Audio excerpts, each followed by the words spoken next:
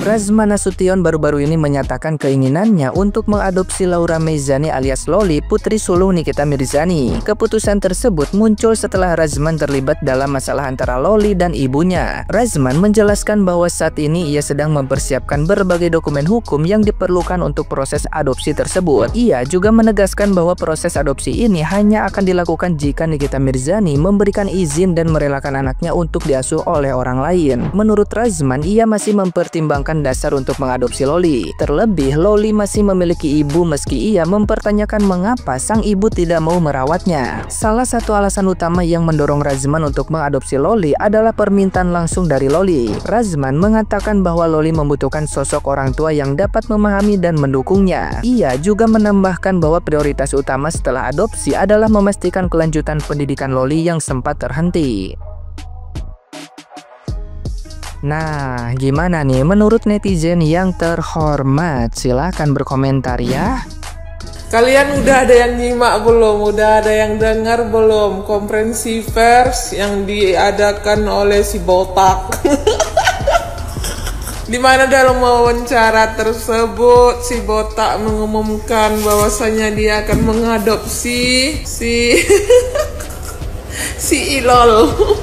Di sini siapa yang dengarinya sambil ketawa, bersyukur, senang dan gembira?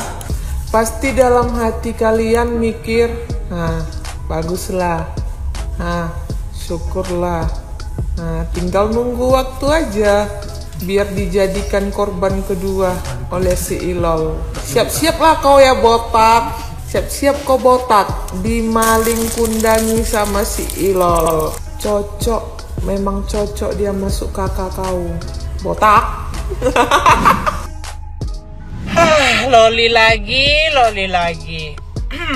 Katanya Loli itu mau diadopsi sama Razman. Hei, lucu kali kau ini. Nah, Razman mau kau suruh adopsi kau. Astagfirullahalazim. Dan kau bilang kau tidak bangga punya mama kayak Nikita Mirzani. Wey, semua itu menghayal jadi anaknya Nikita Mirzani. Wey. Nah, sekarang kita lucu-lucuan yuk. Kita lucu-lucuan. Gak usah kita sedih-sedih lagi tentang masalahnya Nikita Mirzani ya. Kalau aku perhatikan, ya kan? Kalau aku perhatikan pacar Nikita Mirzani yang sekarang itu kan Cucok, Cucok. Selain Cucok juga dia tinggi, ya kan? Gitulah kayaknya. Gimana gitu ya? Gimana kalau kira-kira Nikita punya anak lagi dari si laki ini? Kalau anaknya perempuan, Cucok pasti cantik. Daripada pusing-pusing mikirin Loli kundang, ya kan? Udah gak ada Loli kundang lagi, Loli kundang sekarang ini. Oh Tuhan, gimana menurut kalian kalau Nikita Mirzani punya anak perempuan lagi dari lakinya yang sekarang? Kayaknya Cucok mantap, Cucok. Katanya si Laura mau diadopsi sama pengacaranya si Padel. Ya, yang palanya nggak ada rambut itu. Iya, betul. Jujur kalau gue denger pernyataannya Laura itu kayak 12 tahun yang lalu sama kayak umur dia sekarang, gue pasti sangat menyetujui tentang apa yang dia bilang tentang emaknya si NM itu. Tapi ini adalah mungkin pesan untuk Laura Ini semoga sampai ke elu nih ya. Ini adalah pesan untuk elu. Mungkin nanti di masa depan kayak lu umur gue sekarang udah 10-12 tahun ke depan, mungkin ini lu baru ngena gitu loh. Kalau misalkan apa yang lu ucapkan sekarang itu, apa yang lu rasakan sekarang itu, nanti pas saat lu udah di posisi pengen menjadi ibu gitu ya, lu kayak baru kepikiran lagi kalau ternyata apa yang lu ucapkan itu sebenarnya menyakitkan dan juga kayak sebenarnya agak sedikit kurang pantas gitu. Mungkin di saat posisi lu sekarang ini, emosi lu masih menggebu-gebu, sakit hati lu, yang lu rasain tuh masih menggebu-gebu. Karena gue bener-bener persis mengalami hal yang sama, maksudnya perasaan yang sama seperti apa yang lu rasain ketika dulu waktu gue muda ya, kayak 12 tahun yang lalu gitu. Perasaan yang sama gitu, kayak makanya gue bilang gue tuh ngerti banget sama perasaan yang lu rasain. Tapi anggap aja ini pesan dari elu di masa depan untuk elu di masa lalu, yaitu sekarang gitu ya. Jaga omongan lu, karena lu belum ngerasain apa yang emak lu rasain gitu loh. Jadi sekarang waktu gue udah umur 30-an gini, gue baru ngerti gitu, ketika gue udah kayak saatnya untuk menjadi seorang ibu. Ternyata menjadi seorang ibu itu nggak gampang sama sekali, cinta gitu ya Laura.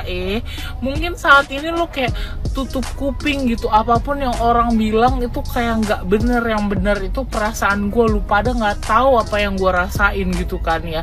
Karena gue dulu juga ngerasain itu, kayak lu walaupun lu bergelimang harta, lu bergelimang ini itu, tapi lu yang lu butuhin tuh bukan harta gitu kan ya.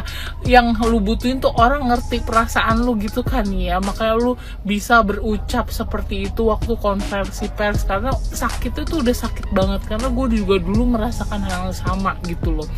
Tapi ketika lu nanti udah dewasa, percayalah lu akan menyesal dengan perkataan lu.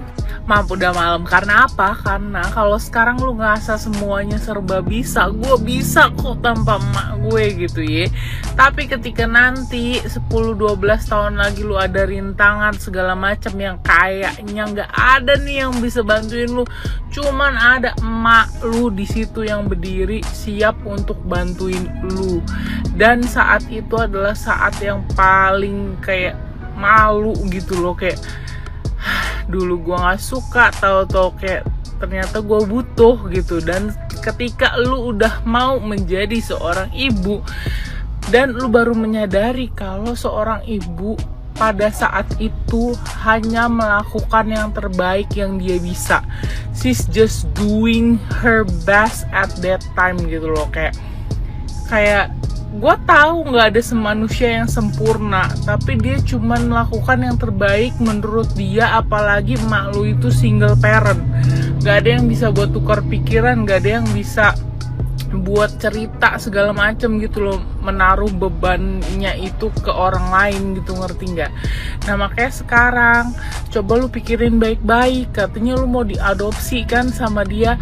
Nah hati-hati, gue bilang sama lu ya, hati-hati, jangan sampai kedepannya menyesal. Walaupun emak lu akan terus standby untuk ada buat lu, tapi saat itu, saat nanti ketika lu butuh dia, belum tentu rasa malu lu itu sanggup lu pendem untuk minta bantuan dia gitu loh. Jadi pikir deh baik-baik gitu. Anggap aja ini pesan untuk lu dari lu yang di masa depan gitu loh, untuk lu yang sekarang begitu. Ya ini gue kayak kasihan aja gitu ngeliat lu, kayak gue berasa bercermin, karena dulu gue juga merasakan hal itu. Tapi ketika gue udah gede, gue throwback, jadi kayak oh iya ya, gue belum pernah nginjek kakinya menjalani pengalaman apa yang dirasakan sama orang tua kita gitu loh.